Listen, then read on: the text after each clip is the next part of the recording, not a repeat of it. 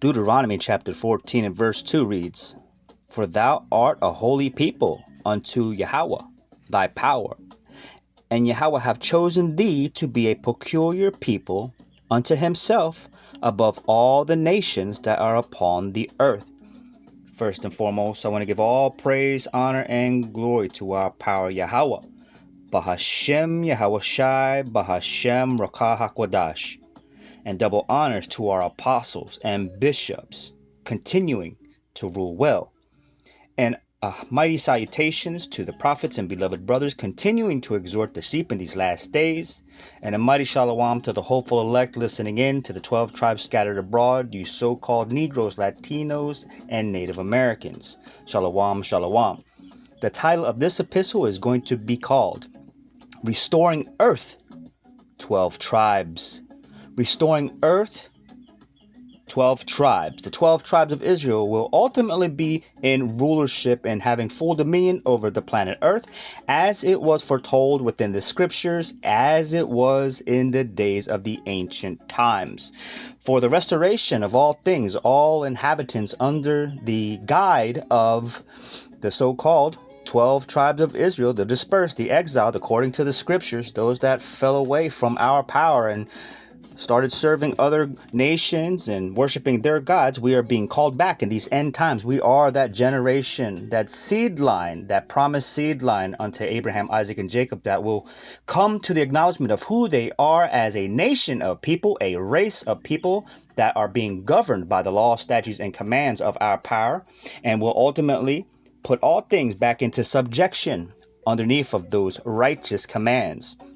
So, thou art a holy people. You are very much a holy people and very set apart people. You were severed from all people underneath of the sun, right? We have a special purpose whilst we have this experience on earth. We have a chosen and a higher purpose other than being servitude and subjection to others. Let's go to Leviticus.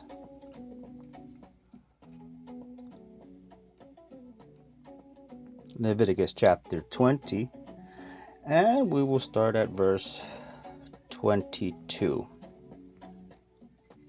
It says, Ye shall therefore keep all my statutes and all my judgments, and do them, that the land, whether I bring you to dwell therein, spew you not out. And ye shall not walk in the manners of the nation which I cast out before you, for they committed all these things, and therefore I abhorred them. So the law, statutes, and commands were given unto a chosen and special and holy people to uphold and govern the earth in, as it was in Genesis, right? He has told us how to continue to harbor that perfect balance in the earth, right? To be unison with it and not be out of order and thrown into chaos as it is this day. But we are to govern the earth in righteousness, everything back in its perfect order. And this is why the 12 tribes of Israel are being called back unto our higher power, Yahweh Bahashem Yahweh Shai, to restore earth, to restore planet earth. This is not a little remedial task. This is not like opening up a little coffee shop. We are restoring earth to the four corners of the earth. All nations are out of bounds. The prisoners are left out of their cells, in a manner of speaking, if you will. Let's continue. It says, But I have said unto you, ye shall inherit the land, you shall inherit their land, and I will give it unto you to possess it, a land that floweth with milk and honey, and I am your power, and I am Yahweh your power, which have separated you from other people. Right? Again, he's showing ownership. He's claiming a particular people unto himself. He says, Jacob is the lot of my inheritance. Right? He doesn't call everybody a lot of his inheritance. You know, this is a special purpose, a special calling unto Yahweh our power, and to uphold these law, statutes, and commandments. This is why earth is thrown into chaos. There's wars and pestilence and famines and sicknesses, and all these things should not be on planet Earth. This is a cancerous thing that has swept the earth, and it is called sin. Sin has utterly swept the earth because upholding the law, statutes, and commandments keeps us in right standing with our Father and governing His creation. But many worship the creation rather than the Creator, right? They go and collect themselves a bunch of materials and call it their homes and call it their lives, and they bury themselves in the material that has come from planet Earth. But all things will be eventually put back in its perfect order according to the scriptures, right? Let's get next verse here. Leviticus chapter 20 and verse 26, it says, "And ye shall be holy unto me." This is set apart, sanctified, being cleansed from your iniquity, so that way you may be in right standing to be in rulership and have full dominion to put things back in perfect order alongside the chosen elect, which will ultimately be standing as alongside our chief priest, Yahweh Shai, right? "And ye shall be holy unto me, for I am Yahweh your power, am holy, and have severed you from other people that ye should be mine." Right? This was the Heavenly Father's will from the beginning. Everyone had their own land inheritance, and they were supposed to stay in their lot to govern it according to the gifts and talents that He has subjected them to. But through our fall, all things are now mixed and mingled within the bag and have to be separated, right? This is the purpose of the separation of the wheat and goats and the godless from the righteous. This is all going to be manifested on planet Earth and is happening right now, right? The awakening, the spiritual awakening is in the midst and it's happening right now. He's cleansing His sons and daughters to put them in perfect order so they can once again be put in their perfect lot of being set in rulership. We're going to the Apocrypha. This is part of the canon. We're going to 2nd Esdras chapter 7, right? And we're going to verse 9. And it reads, 2nd Esdras chapter 7 and verse 9, it reads, "If this city now were given unto a man for an inheritance, if he never shall pass the dangers set before it, how shall he receive this inheritance?" Now, this transition coming from a godless world, upholding the law, statutes, and commands to the best of your ability, rehearsing the righteous acts. This is the rehearsal. This is the dress rehearsal, because we're not in the full strength of the covenant as of yet. We haven't passed under that rod yet of inspection, right? Having these laws written in our inward parts, walking them out to perfection, he says, unto perfection, which means you have a good grasp and understanding on how to keep and uphold His word. "If this city now were given unto a man for an inheritance, if he never shall pass through the danger set before it, how shall he receive the inheritance?" The transition, it comes with suffering, refinement, the loss of the things in this world to gain the new world. How shall you receive this if you have never if you weren't set before the dangers to get to it, right? It's a perilous journey. "And I said, It is so, Lord. Then said He unto me, Even so also is Israel's portion," right? We must be refined through this process, right? We have to face the so-called dangers ahead of us in order to obtain that inheritance. "Because for their sakes I made the world, and when Adam transgressed my statutes, then was decreed that now is done," right? Because of our fall from the garden, being deceived, right? We have fell out of power and were cast into the four corners of the earth, and those curses that are written therein fell upon the children of Israel, right? But we were supposed to always remain in power and govern the world in the law, statutes, and commands for everything to be put in its proper place. And it was made for Israel to govern, right? That's found in I'll grab it real quick, found in Genesis 1 and 26.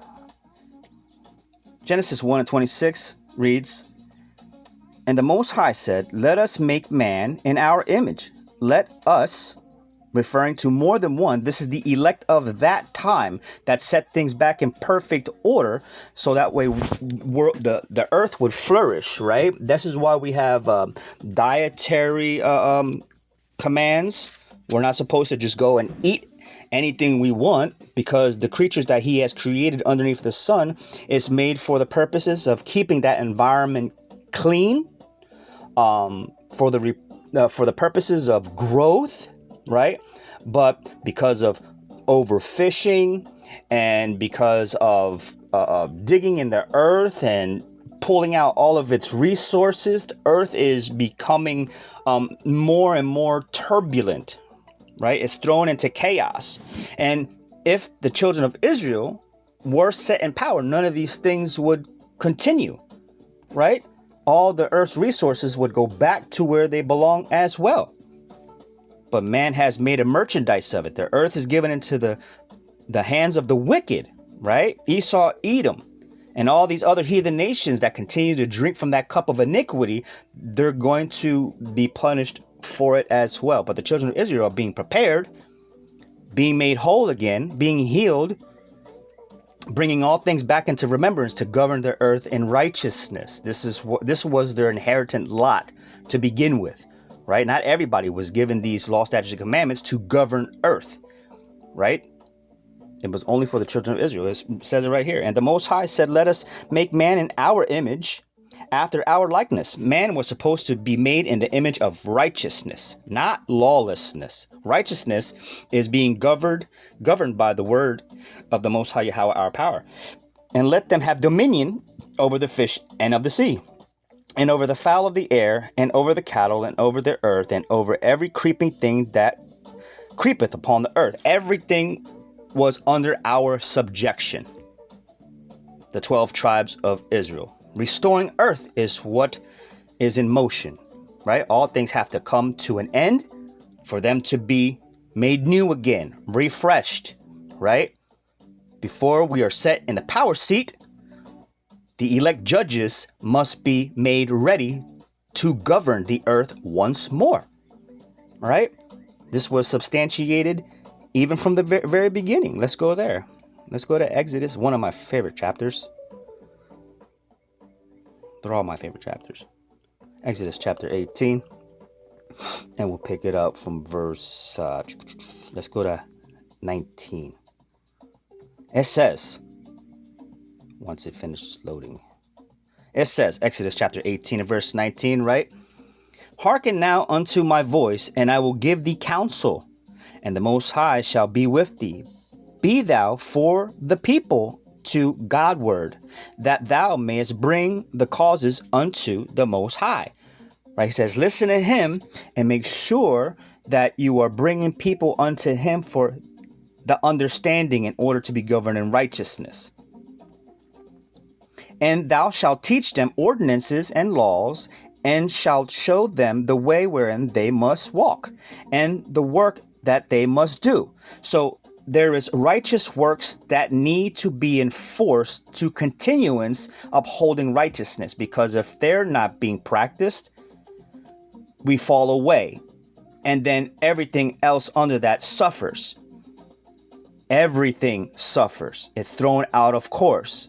And when wicked rule, they continue to manifest more wickedness because there's no governing body to uphold them accountable for what they're doing. "Moreover, thou shalt provide out of all the people able men, such as fear the Most High." Those that fear the Most High will do according to his word. Because if you love him, you will fear him, because you know the consequences of going off. Those that fear him only come from the 12 tribes of Israel, and we will put everything back in restoration. "Such as fear the Most High, men of truth." The truth is upholding the law, statutes, and commands to the best of your ability until we're in the full swing of the covenant. "Hating covetousness," "and place such over them to be rulers of thousands, and rulers over hundreds, rulers over 50s, and rulers of tens."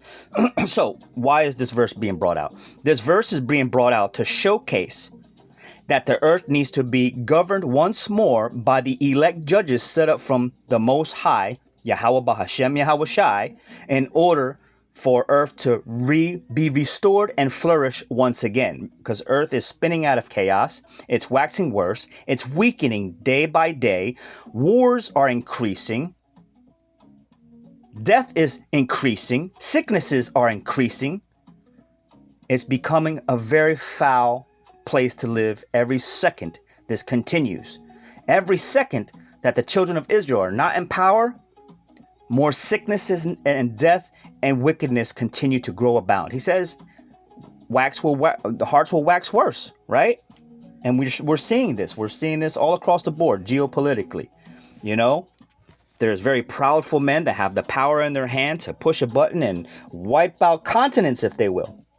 This will not be once the children of Israel are set in the rightful lot as judges over the entire earth. This is what everyone should want. And let them judge the people at all seasons, and it shall be that every great matter they shall bring unto thee, but every small matter they shall judge. So shall it be easier for thyself, and they shall bear the burden with thee. So the judges alongside of the chief priests will judge matters that are within their power to judge. Anything that be too hard outside of them to judge, they are to bring it to the chief priest. And this is going to happen once more, right? We can sit down and tell you, this is why you shouldn't be eating because it's found in Leviticus chapter 11. And, it's an abomination to eat swine. It's an abomination to eat bats, and you will be punished for it because it'll create sicknesses and throw life out of balance, and you will be in alignment with darkness, wickedness, and evilness. We can judge those matters, right? Anything that is too hard, we will bring it up to our elders, right? They will judge the matters, but rulership and everything will be dispersed unto the elect. Setting up judges, those that are carrying the light that represents the wisdom, the knowledge, and the understanding of upholding the law, statutes, and commands of the Most High Yahweh, our power, right? This is that light that represents the spirit of Messiah dwelling within us, those of the elect. Let's continue. If thou shalt do this thing, and the Most High command thee so, then thou shalt be able to endure, and all this people shall also go into their place in peace. We don't have peace right now, right? We're not in a season of peace. We're in a season of war. Unfortunately. Fortunately. Why? Because this is the restoration of the kingdom to come. Things must fall. Things must collapse. Things must break apart. Things must be shattered in order for them to be placed back in its proper order. It's going to be a big puzzle, right? So to speak. So Moses hearkened to the voice of his father-in-law and did all that he had said. And Moses chose able men out of Israel, and he made them heads over the people, rulers of thousands, rulers of hundreds, rulers of 50s, and rulers of 10, right? So the judges that will be set up to govern planet Earth will first be over the 12 tribes, judging the 12 tribes. And then from there on, that law will proceed outwards onto the four corners of the earth to govern all nations. And they judged the people at all seasons, and the hard causes they brought unto Moses, but every small matter they judged themselves, right? This is why we're coming back to our Father, Yahweh Bahashem Yahweh Shai, and receiving his instructions to be washed and made whole again, so we may have that opportunity and have that faith built up to be brought into full power, right? He's setting up the judges, those that are carrying that light, those with the wisdom. Those that have not been called, they're still in darkness, right? Let's go there. Let's go get John, St. John. Let's go to St. John chapter 1, and we'll start at verse 2. It says, in St. John chapter 1 and verse 2, it reads this. It says, "The same was in the beginning with the Most High. All things were made by him, and without him was not anything made that was made. And in him was life, and the life was the light of men. And the light shineth in darkness, and the darkness comprehended it not. We are in a very dark day, according to Scripture. We are in a cloud and dark day, right? There is no light shining. The only light that's shining is those that are being illuminated in this generation, being called back to Yahweh, our power, to be the light unto others. This is what it says in the Scriptures. You are a light that cannot be hid, right? You cannot hide it under a bushel. Obviously, the wisdom is going to be made manifest in the atmosphere, and everyone's going to see it. They're going to, wow, this is a wise and understanding people, right? The ungodly, they're considered unrighteous according to the Scriptures and according to our Father. They are wicked and evil. They're not illuminated.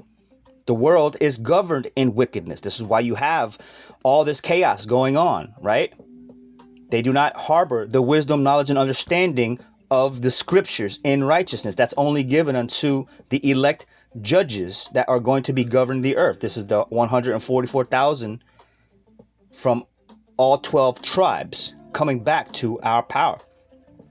This is what the Scripture says, right? Let's go to Psalms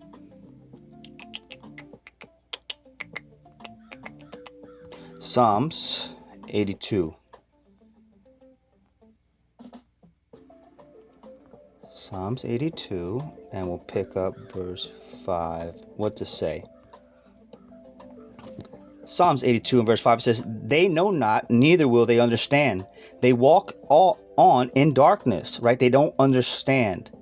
You try to tell them, they refute hard evidence. They turn the shoulder, they pull away the shoulder. They don't want to hear it.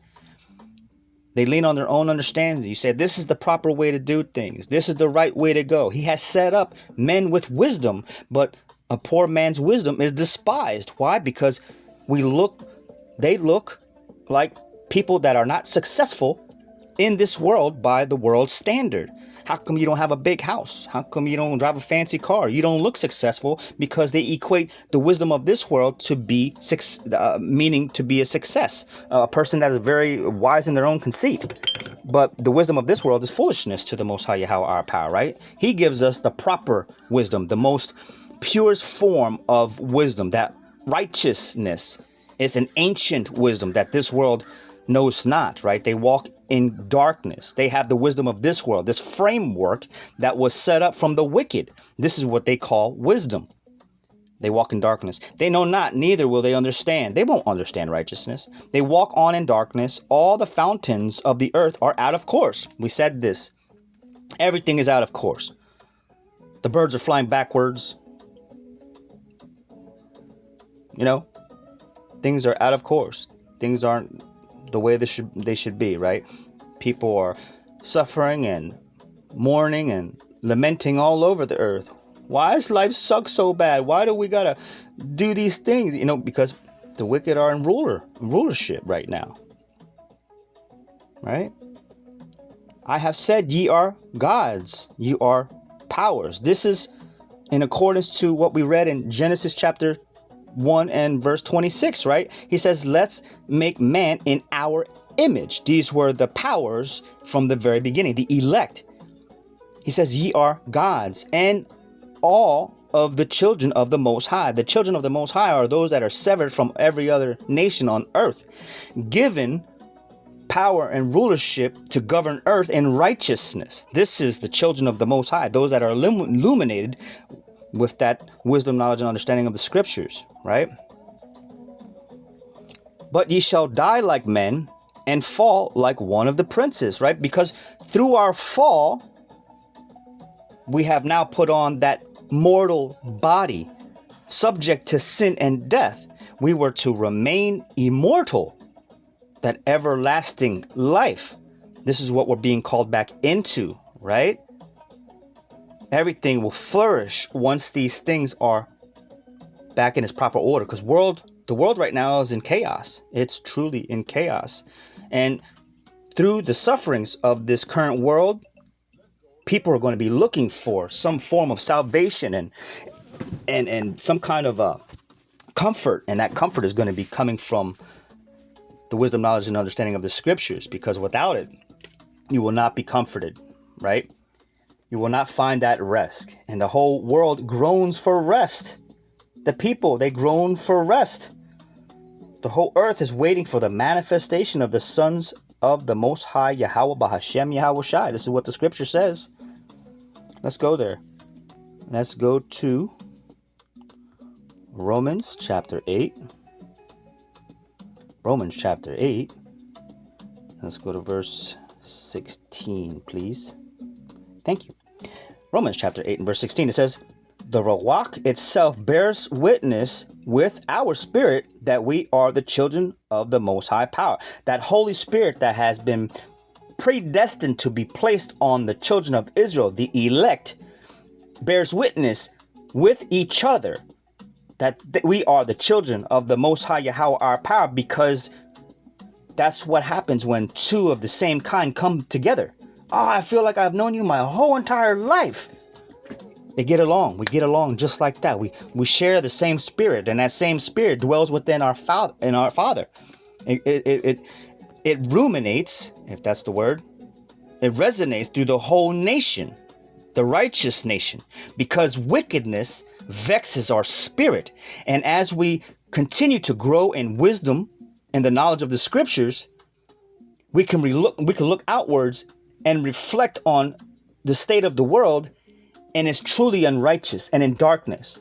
And we're vexed with the filthy conversation of those that continue to speak in a manner that this world is operating in righteousness. Oh, we'll just bounce back. We just need to all come together. No, we need to separate and dissimulate to separate the wicked from the righteous. And the only people on the face of the earth that will be considered righteous are those that have been called into this marvelous light, those that are observing and guarding his word, right? And having that faith and belief in our Messiah and believing the report. This is what separates us. We believe the report and we fear him. There are those that just worship him with their mouth and not with their heart. This is what the scripture says. Romans chapter 8 and verse 17, it says, and if children, then heirs, heirs of the Most High. Who's going to be heirs? That commonwealth? The children of Israel, the northern and southern kingdom, the 12 tribes, once they're reunited again, becoming that one nation, no longer two nations split. And if children, then heirs, heirs of the Most High, and joint heirs with Hamashiach Yahweh Shai. If so, be that we suffer with him. We suffer because this place is not a place of rest. People are just wicked, truly wicked. Doesn't matter what age they are, they're just truly wicked. You can hear it in the conversation, the way they carry themselves, and the way they pattern themselves off of the philosophies of this world. They're just truly wicked. If so, be that we suffer with him, that we may be also glorified together, right? We're mortifying our flesh, crucifying what we need to be crucified in order to be covered in the times that are closely approaching, right? Once restored, earth and its inhabitants will flourish. You know, the trees are being deforested, animals are being thrown out of their habitats, dolphins and whales are beaching themselves, people are sleeping with same kind. They're sleeping with animals now, or they've been doing that stuff. Wicked, man, wicked, crazy. Dietary laws will be implemented, right? Like I said, you're not going to be able to eat that shark fin. You're not going to be able to eat alligator leg. Wicked people. No suffering once the children of Israel are now restored back in their proper lot to govern earth. No suffering, right? You will not be penalized for everything under the sun if you are walking in accordance to the scriptures, right? Because he says, my yoke is easy, and it is truly easy. The ways of this world leads to death, right? There'll be no more tears, no more sorrow, no more pestilence, no more sicknesses, no more go get your medication for the day. Make sure your insurance is up to date. None of that. That's Esau Edom's way. No more wars, right? There'd be no more funneling the people's money to go and create new weapons to subjugate terror over them, right? These are all the heathen nations that are in power. They are truly wicked of the earth. They will be cast down and dismantled, and then no more death. No more death. This is what the scriptures has foretold, right? The world's in chaos, and the children of Israel will be restoring earth. Everyone should be rejoicing. Everyone's eyes should be lighting up. Everyone should be casting their vote in for the children of Israel, those that fear Yahweh Hashem Yahweh Shai. If you're not on our side, you have become an enemy to our God. This is what the scripture says. I'm just reading. Let's go to Isaiah. Let's go to Isaiah. You don't have to listen to me. I am nobody. I said this before. Yo soy nobody. Let's go to this chapter here. Let's start at verse 2. It says, Isaiah chapter 2 and verse 2, it says, and it shall come to pass in the last days, we are in the last days, we are in the last seconds, that the mountain, the government of Yahweh's house, that's the house of David, shall be established in the top of the mountains. We are going to be placed on top. Can a nation be built in one day? We'll see. Yahweh's house shall be established in the top of the mountains. All other nations will be underneath the children of Israel, and shall be exalted above the hills. These are your government bodies and your state and all this other stuff. And all nations shall flow unto it. All nations now will be redirected to receive understanding on how to live on earth through the children of Israel, right? We will be teaching all nations our manner of life, right? Our culture, exhorting and teaching and exalting our power, because he is the true power on the earth. Everything else is fake and false. And many people shall go and say, come and let us go up to the mountain of Yahweh and to the house of the Most High of Jacob, and he will teach us of his ways. We're not going to learn your ways. Your ways lead to death. You're going to learn our ways. Our ways lead to life and cleanness and abundance.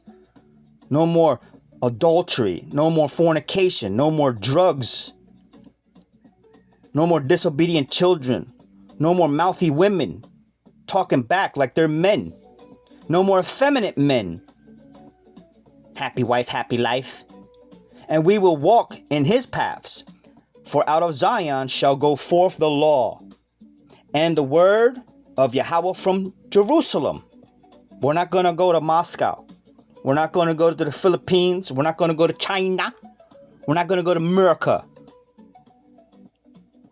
Righteousness will proceed out of Zion. And he shall judge among the nations, and shall rebuke many nations, and they shall beat their swords into plowshares, right? No more war, right? All those little fancy gadgets and tanks and all the aircrafts with missiles and stuff you got there. Yeah, you're going to have to go and destroy that. And make it, swiftly, please. And don't be trying to toss it into the ocean. And he shall judge among the nations, and shall rebuke many people, and they shall beat their swords into plowshares, and their spears into pruning hooks. Start planting something. Nation shall not lift up sword against nation, neither shall they learn war anymore. We will teach them righteousness. They don't know righteousness. They're all in gross darkness. There's only a cluster of righteous people on planet Earth as it is right now. And they are of the 12 tribes of Israel only. Only. Everyone else is deceived. They're into all manner of different religions and practices, worshiping on false deities. They don't fear our power. Let's see if there's one more. He says, O house of Jacob, come ye and let us walk in the light of the Lord, right? We will walk in his ordinances and keep his ways and guard his ways, because they lead to everlasting life. As to where others' ways, they lead to death. Let's go to Deuteronomy.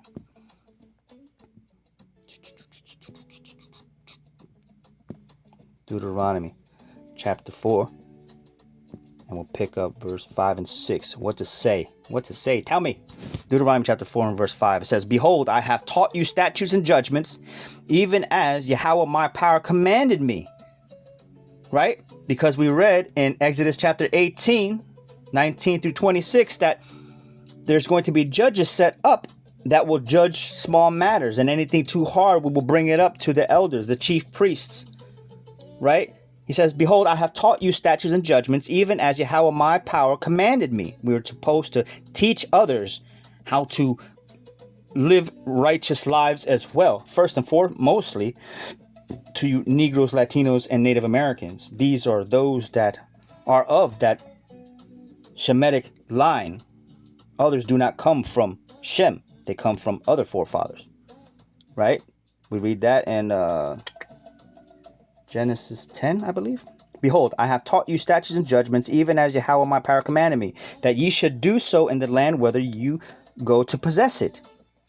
Keep therefore and do them, for this is your wisdom and your understanding. This is our inherent right to keep these law, statutes, and commandments for our own good. Keep therefore and do them, for this is your wisdom and your understanding in the sight of the nations, which shall hear all these statutes and say, Surely this great nation is a wise and understanding people. As it is right now, we are a nation not desired. They don't want righteousness. They don't want the children of Israel to be set in power. This is why the dragon is wroth with the woman and goes to chase the woman, right? Because he wants to remain in power and keep lawlessness abounding. But the roles are reversing, because once the children of Israel wake up to who they are and cry out to their power, and our Father hears from heaven, then he will heal our land, and he will come to visit these heathen nations for all the iniquity and atrocities they have done to hit the apple of his eye. This is what is written in the scriptures, right? He says, surely this great nation is a wise and understanding people. This wise and understanding people is only one nation that he's dealing with, the 12 tribes of Israel, and we will be restoring earth. Let's go into the Apocrypha. We are not like these other nations, not at all. I don't want no mouse taco. No, yucky. Let's go to Additions to Esther. Let's go to chapter 13. And we'll pick it up from verse 1. What does it say? It says, these are additions to Esther in your Apocrypha, chapter 13, verses 1, and I'll read to 7, right? Showing that we are not like these other nations, right? We don't go along to get along. There's no such thing. It says, the copy of the letters was this. The great king Artaxerxes writeth these things to the princes and governors that are under him from India unto Ethiopia in 127 provinces. So Artaxerxes is writing a letter unto those nations that are set up under him at this time. The children of Israel are not in power. Righteousness is not abounding in the earth because why? The children of Israel are not in power. So Artaxerxes is writing these letters unto those that are in power at this time. After that, I became Lord over many nations and had dominion over the whole world, not lifted up with presumption of my authority, but carrying myself always with equity and mildness, I purpose to settle my subjects continually in a quiet life and making my kingdom peaceable and open for passage to the utmost coast to renew peace, which is desired of all man. Okay, this all sounds well and good, right? He desires peace for the people of his of the kingdom at this time. He's trying to open up highways of commerce. You know, not like it is now. The Strait of Hormuz is open, close, open, close, open, close, open, close, tax, tax, tax, whatever's going on, right? This sounds good. Artaxerxes sounds like he's in a position of righteousness, right? But the law, statutes, and commands are only given unto the 12 tribes to govern the world in righteousness, right? But because of our fall and fell out of power, we have been scattered to the four corners of the earth. Let's continue to read. Now, when I asked my counselors, this is Artaxerxes writing to his counselors. Now, when I asked my counselors how this might be brought to pass, Ammon, that excelled in wisdom among us, and was approved for his constant goodwill and steadfast fidelity, and had the honor of the second place in the kingdom. So now he's showcasing that there is a wise man in his kingdom that people look to for guidance, right? Declared unto us, this is what this Ammon fellow wrote and declared unto them, that in all nations throughout the world there was scattered a certain malicious people. He's talking about us, that had laws contrary to all nations, and continually despised the commandments of kings. This is through our fall, because we went disobedient and served other powers, right? And Artaxerxes is now addressing that we carry laws that are contrary to all the other nations, right? Just as it is this day. They want us to assimilate and conform to the ways that they live and abide within their structures. But this is not righteousness. Our laws lead to righteousness, and now we understand that because we suffered the punishments of transgressions now. But now we don't want to be underneath of those snares of transgressions and come back to our power. But the enemy has a purpose to ensnare us, to keep us in sin. You must know this. All nations, and continually despise the commandments of kings, so as the uniting of our kingdoms honorably intended by us cannot go forward. See, Artaxerxes wants to unite the kingdoms.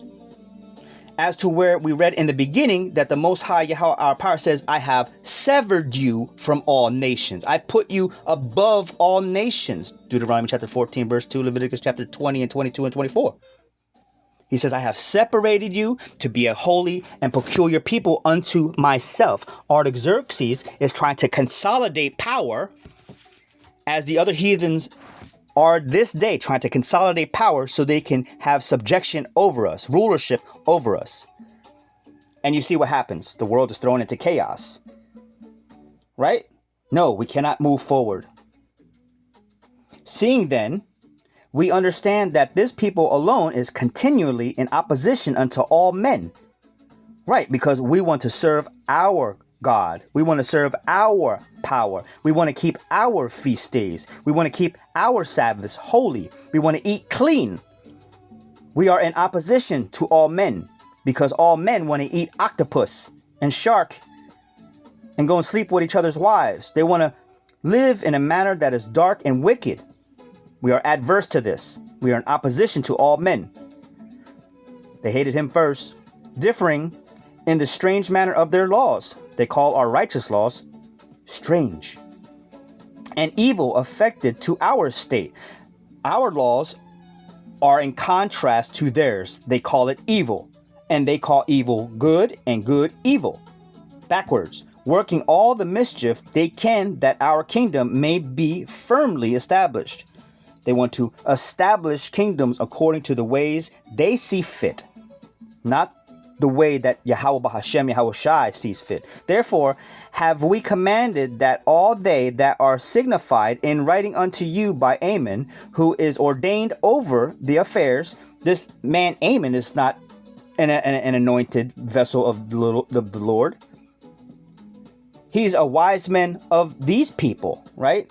He's a soothsayer who is ordained over the affairs and is next unto us, shall all with their wives and children utterly destroyed.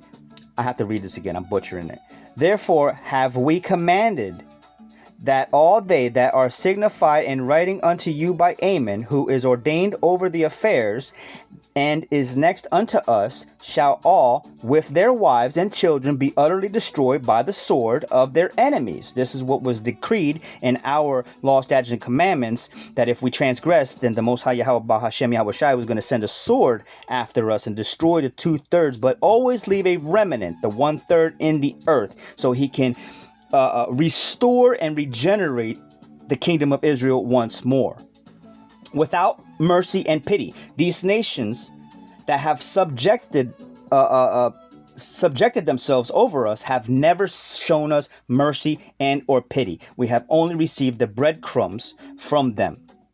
They were enough to sustain us, right? But we are given the earth full dominion and rulership over these heathens, without all mercy and pity, the 14th day of the 12th month Adar of this present year. That they who of old and now are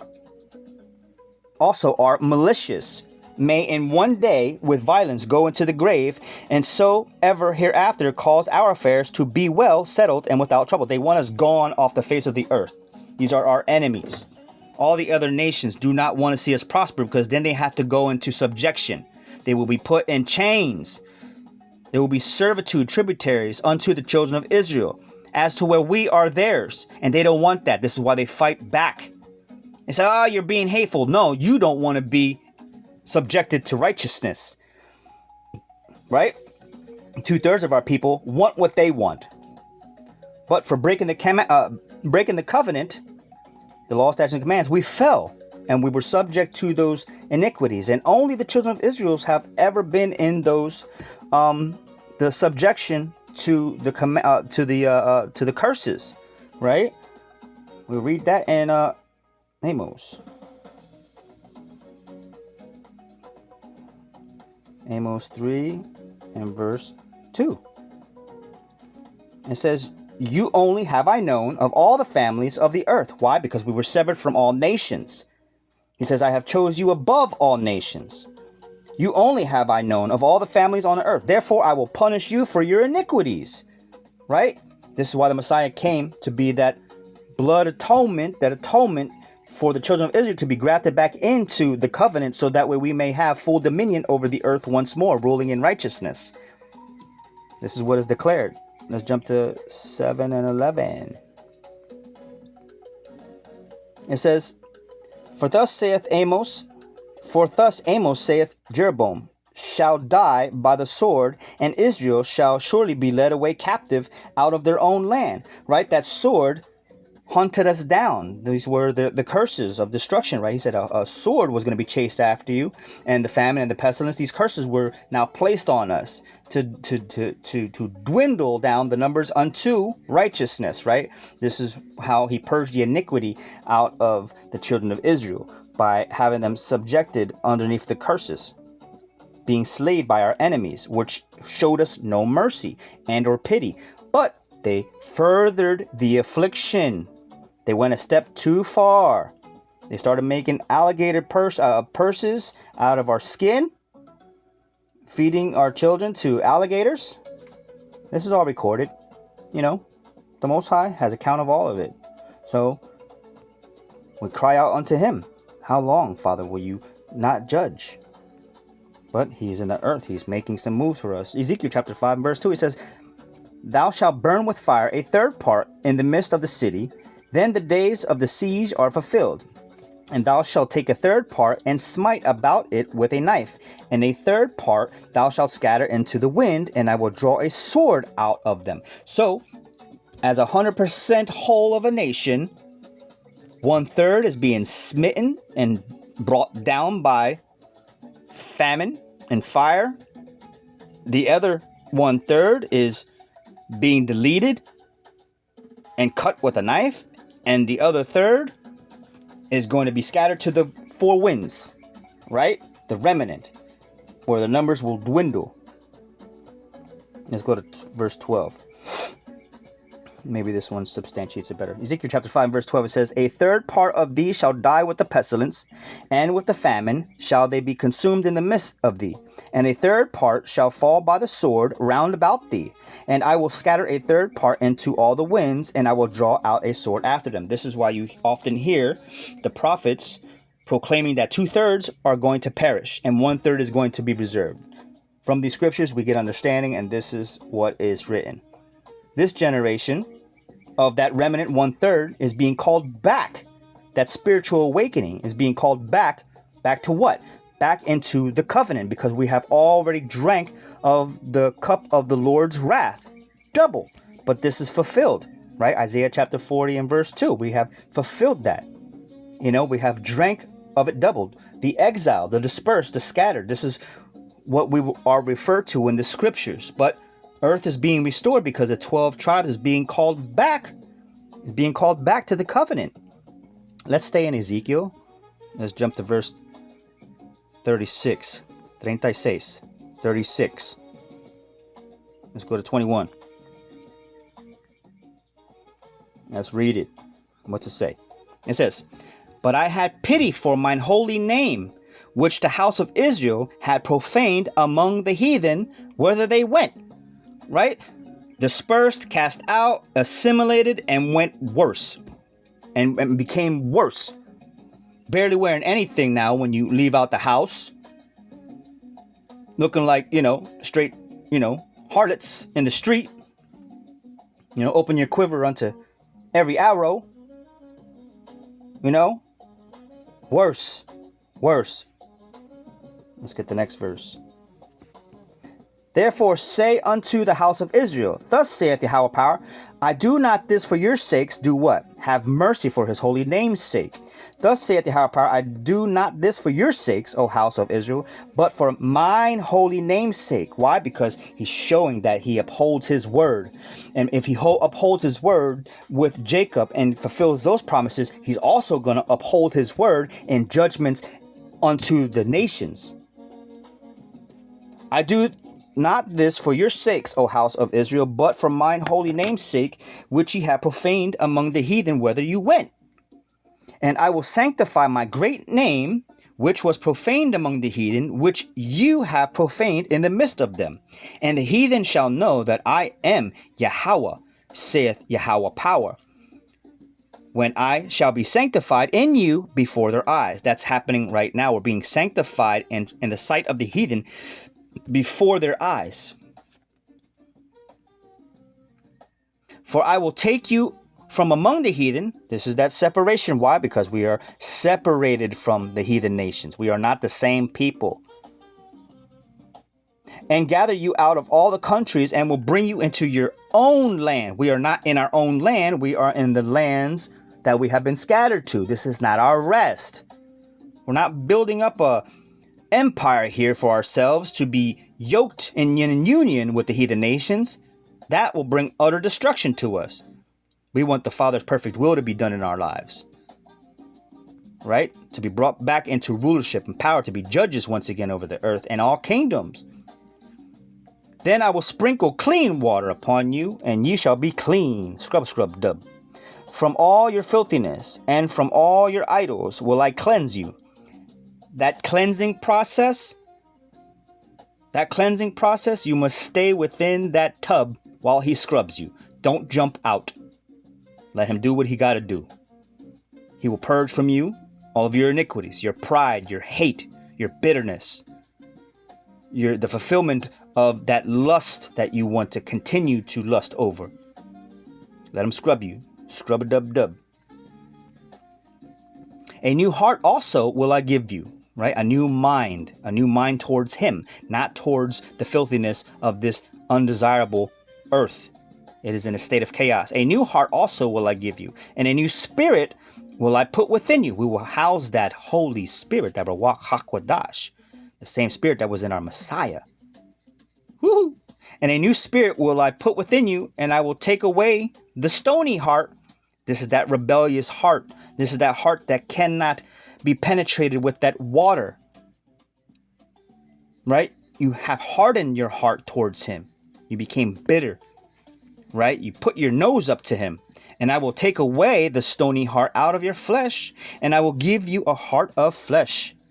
Yes, sir. Right away. "And I will put my spirit within you and cause you to walk." He will cause you to walk in my statutes. Right? That's staying on a straight path, that narrow path. "And ye shall keep my judgments and do them." Laws were not done away with. Come on. That's for the heathens. The heathens lie to you. They tell you that crap. He says to do them. Right? Matthew 5:18 says, those that teach. I don't want to butcher that. Matthew 5:19. Sorry, Matthew 5:19. Segue in real quick. "Whosoever therefore shall break one of the least commandments and shall teach men so shall be called the least in the kingdom of heaven." The least of the kingdom. Least. That doesn't have a position. right? You will be discarded. You will be not worth anything. But whosoever shall do and teach them, the same shall be called great in the kingdom of heaven. We want to be called great in the kingdom of heaven because we're going to be teaching these righteous acts of our forefathers for everyone to follow, so everything can be restored. Planet Earth will be restored once more, headed up by the 12 tribes of Israel. This is what we read. I don't read nothing else but what is being read out of the book. And ye shall dwell in the land that I gave to your fathers, and ye shall be my people, and I will be your power. Right? We will be restored unto our power once more. And I will also save you from all your uncleanness, and I will call for the corn and will increase it, and lay no famine upon you. And I will multiply the fruit of the tree and the increase of the field, that ye shall receive no more reproach of famine among the heathen, right? No more will we have that lean purse. We'll be multiplied. We'll have abundance, more than enough. More than enough. And we will be multiplied. Our seeds will multiply, right? Our children's, our banyam, to be judges once again over the planet Earth and over the kingdoms. All things will be underneath of our power. Let's go to Matthew. Let's go to Matthew. This way, right? Matthew chapter 19. Matthew chapter 19, right, sure, and 28. Let's go to 28, sir. Let's do that one. And it reads, it says, And Yahushua saith unto them, Verily I say unto you, that ye which have followed me, we have to follow the Messiah, pick up our cross, continue to, walk in his footsteps, right? Endure sufferings, endure these trials, endure, persevere, that ye which have followed me in the regeneration, right? Out with the old, in with the new. When the Son of Man shall sit in the throne of his glory, ye shall also sit upon the 12 thrones, judging the 12 tribes of Israel. Right? It first starts with us. We have to, clean up shop, clean up our home first. Right? In 1 Peter chapter 4 and verse 17 and 18, it says, For the time must come that judgment must begin at the house of the Most High. The house of the Most High. And if it first begin with us, what shall the latter end of them be that obey not the gospel of the Most High Yahweh power? Showing a stark contrast between his people and others. Right? This hasn't happened yet. The Messiah is not reigning with all things underneath his feet. Right? We're talking about the second coming of Hamashiach Yahushua, the anointed power. Right? This is what it's saying. That 144,000 judges that will be alongside him will be singing. La la la la la la la la love you. You'll be subjects. Let's go to Matthew chapter 21. Matthew chapter 21 and verse 43. I gotta finish my coffee. Let's go to 43. What does it say? Let me take a sip of this coffee.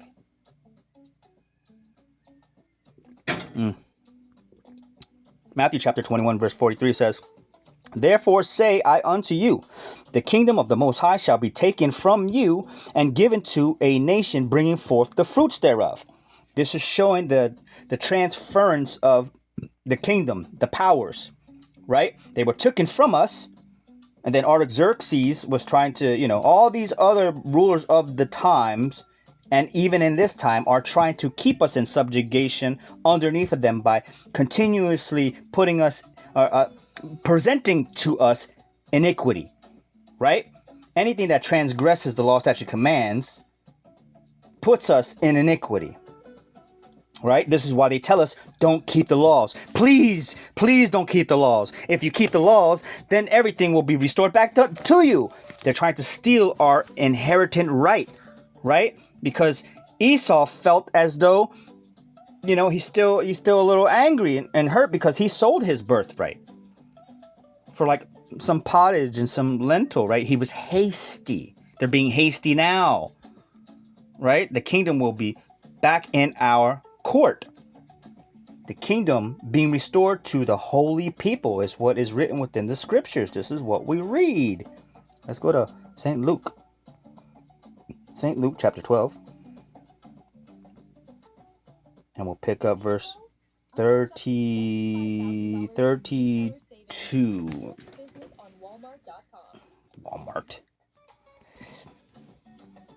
It says, Luke chapter 12 and verse 32. It says, "Fear not, little flock." You know, we were those lambs that went astray. Go to the lost sheep of the house of Israel. "Fear not, little flock, for it is your Father's good pleasure to give you the kingdom." Right? This is the transference of power to the children of Israel to restore planet Earth. This was our special purpose in the earth. Right? Special purpose. We have a special purpose. A holy people have a special purpose. That little flock is talking about the elect. Right? The 144,000. Let's go there. Let's get Ezekiel chapter 34.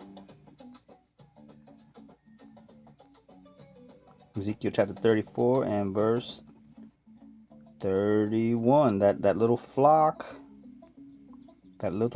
He says, Ezekiel chapter 34 and 31 says, "And ye, my flock, the flock of my pasture, are men, and I am your power, saith Yahweh," our power. Right? Because the Messiah, our chief priest, the chief cornerstone of the Melchizedek priesthood, is the first fruits. And all the first fruits of this age, the elect judges, are going to be part of the restoration of building the house of David in righteousness. And these are the men that are chosen from amongst all men out of the children of Israel, the 12 tribes, to reign on earth in full power and glory and might in righteousness, right? We just can't do anything willy-nilly. We have to go according to scriptures. And this is in us to do good. We bear those good fruits. We have a high moral compass. It is very obtuse from the ways of natural man's perception, right? Natural man cannot understand this. They are in darkness. And if you try to explain it to them, they just still won't grasp it. You know, it's not for them to understand, I guess. All things will be placed back in subjection because everything is out of course as it is right now. We read that. And before things get better, things have to come to a desolation. Let's go to Isaiah. Isaiah chapter 24. Everything must crumble first, right? You got to hold on to your seat. Let's get the first verse. It says, Isaiah chapter 24 and verse 1. It says, "Behold, Yahweh maketh the earth empty, and maketh it waste, and turneth it upside down, and scattereth abroad the inhabitants thereof." Right? He has got to restart it all over again. He's going to take it upside down and empty the bag out on the floor and start separating. Right? And start separating the good from the evil. Let's jump to verse 6. He says, "Therefore hath the curse devoured the earth." That's sin, that iniquity, right? Because of our fall, now sin has free roam, free course. Therefore hath the curse devoured the earth, and they that dwell therein are desolate. Therefore the inhabitants of the earth are burned, and few men left. Hold on. I don't think I wanted to start from there. Let's go to the chapter. I'm sorry. Give me 1 second. Yeah, I want to start from this one here. Isaiah chapter 24 and verse 3. I jumped to the end of the verse. He says, "The land shall be utterly emptied and utterly spoiled, for Yahweh hath spoken his word. The earth mourneth and fadeth away, and the world languisheth and fadeth away. The haughty people of the earth do languish." These are your very proudful, sinister, evil, wicked people, those that are outside of the children of Israel, that do not keep his ways, right? They are lawless. They are not being governed in righteousness because they're not being taught righteousness. They can't be taught righteousness because those that can teach righteousness are not in power as of yet. So the earth mourneth. Right? The earth waiteth for the manifestation of the sons of God, for all things to be flourishing again. The earth mourneth and fadeth away. The earth is waxing worse and worse. All things are decaying at a rapid pace. The world languisheth and fadeth away. The haughty people of the earth do languish. The earth also is what? Defiled under the inhabitants thereof. But why? Because they have transgressed the laws. What? Changed the ordinance, broken the everlasting covenant. The covenant is broken. This is why the world is languishing. Therefore hath the curse devoured the earth, and they that dwell therein are desolate. Therefore the inhabitants of the earth are burned, and few men left. The few men that are left are going to be the ones to restart the kingdom of heaven, starting with the 144,000 judges reigning alongside our chief priest Messiah, Yahweh Shai, to restore earth back to perfect balance. Right? All things have to come to a close. Abaratazah. So let's go to Isaiah chapter 14. Isaiah chapter 14 and verse 6. What does it say? This is going to be talking about the change in the power structure coming to a close for Esau Edom, right? Because he is the one that is subjugating all the people underneath of his thumb right now, and he is smoting the people in continual wrath. So he who have smote the people in wrath with a continual stroke, right? He that ruled the nations in anger, right?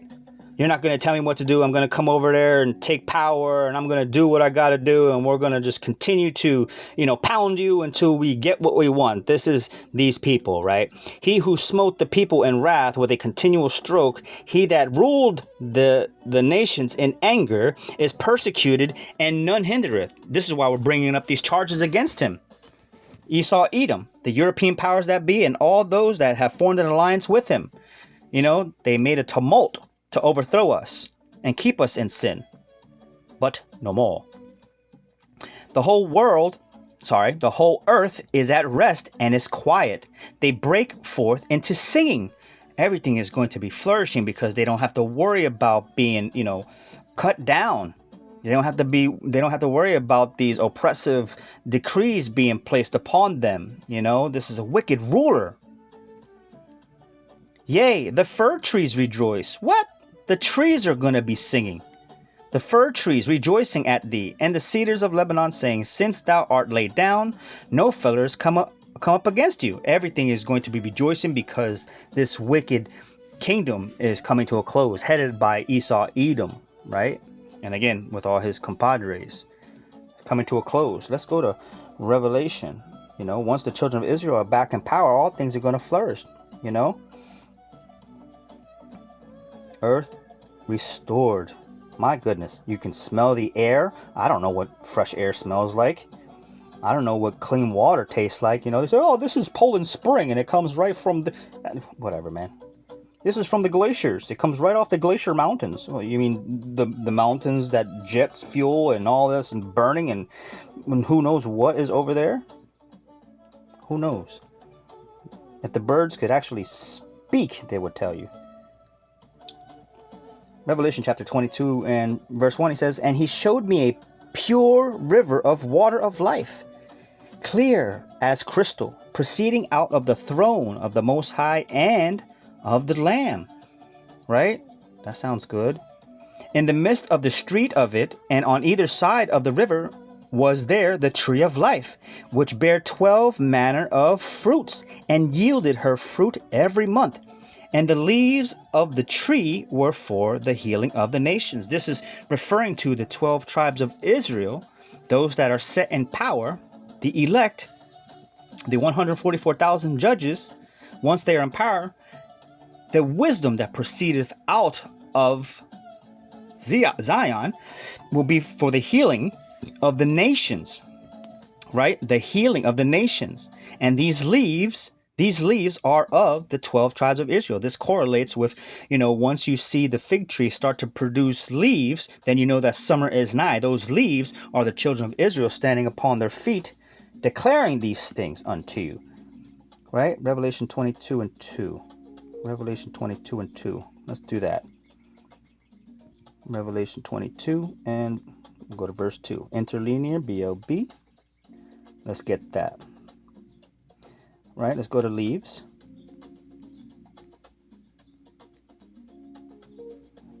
may have passed it. There it is. G5444. Strong's G 5444. Fulon. Fulon. Fulon. Philo, right? Philo is like a category, right? It means leaf. Let's go into the root word etymology of it and find out what leaf is referred to as. It says a tribe, right? A tribe. In the New Testament, all persons descending from one of the 12 sons of the patriarch Jacob. So those leaves are referring to the tribes, those that are of the patriarch Jacob. And since there's 12 tribes, these are the 12 tribes that bear all manner of fruit every month. And it's referring to a nation of people, right? That coincides with prophecy and what is foretold in the scriptures. We were in Revelation, weren't we?